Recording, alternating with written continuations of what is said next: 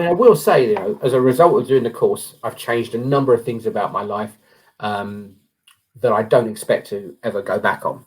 Today we've got the legend that is Ian Shaw on our live. He's taken 30 minutes out of his day to have a chat with us about his experience in the 1% Blueprint. So pretty busy, right? Yeah, very busy. Company's grown a lot in the last few years, gone from 5 people to 18 people in the space of 5 years. And yeah, pretty full on. And 2 small boys and a dog as well. So lots going on both at work and at home. What was the catalyst for thinking, right, I want to do something? What was going on with you? Yes. Well, 2021 was a good year for us. Everything was going very well.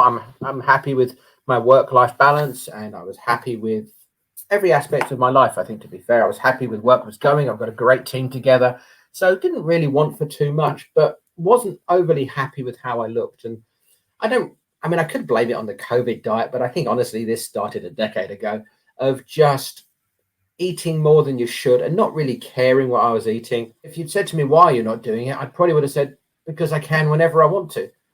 And then when you realize that actually a decade of telling yourself that next week the diet starts, you probably need to realize that maybe you're never going to start that diet. So yeah, the catalyst for contacting you was very much that, just thought that actually maybe I do need some help with this, or at the very least maybe some sort of social peer pressure that I wasn't getting. What have your key achievements? What have been your key sort of markers of success, would you say?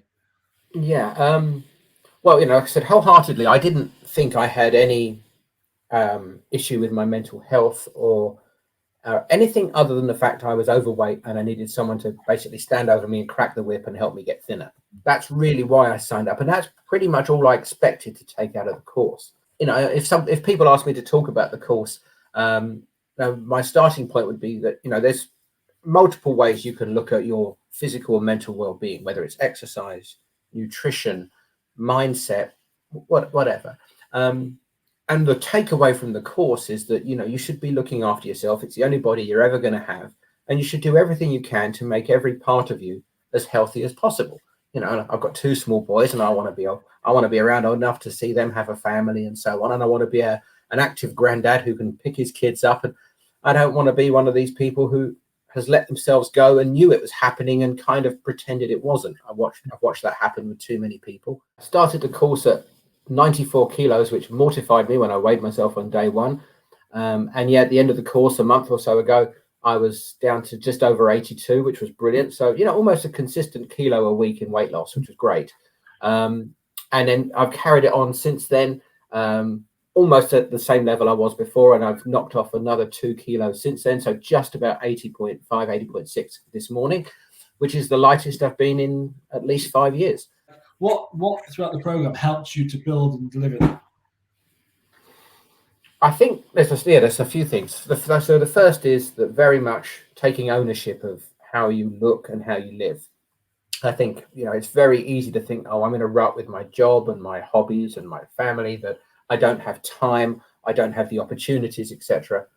And you do, whether it's getting up earlier or whether it's adjusting the way that you do things. I've found I'm in a situation now where I'm looking for ways to be healthier.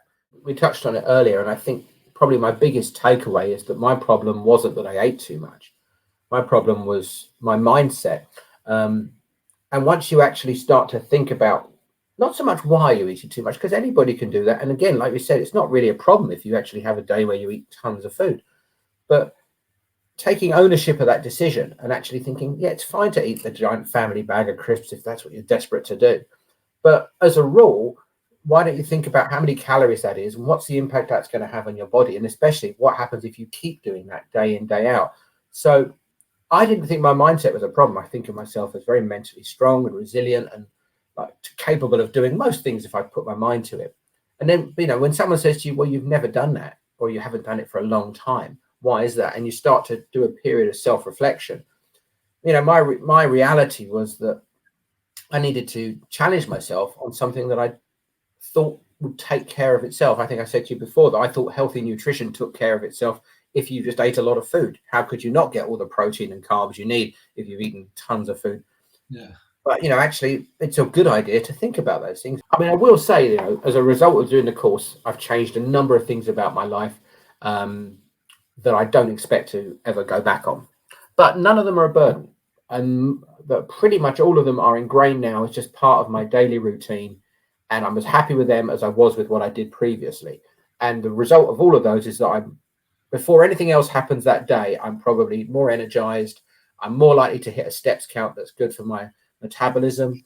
And I'm going to eat less calories than I ever used to. I've found in the month since we finished that on the odd day where I've probably eaten too much, I've still only hit about 2,500 to 3,000 calories, which, for most people is a perfectly normal break-even day. I'm just comparing that relative to my normal days now, where I'm near under 2,000, which is good for losing a bit of weight. Let's say someone's watching this, they sort of like what they've heard, but they're a bit like, I'm not sure, I don't know what it's all about, or they're just on the fence a little bit about maybe giving me a nudge and getting in touch. What would you say to someone who's sort of considering it but a little unsure? Give yourself the discipline coming from somebody else who does this for a living, as well as applying what you're doing now.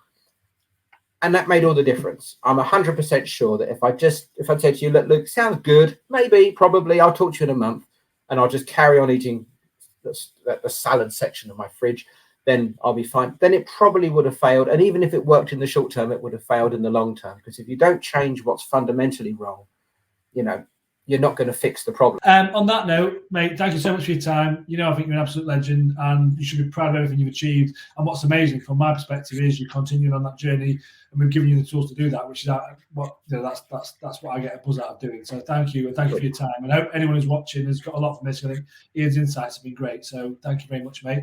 If anyone is watching and they're interested in having a chat, drop a note in the comments, and I'll give you a nudge, or send me a DM, and we can book in a conversation and see where you're at. Otherwise, thank you so much again, Ian. Have a great Wednesday and have a good week. Thank you. Cheers, guys.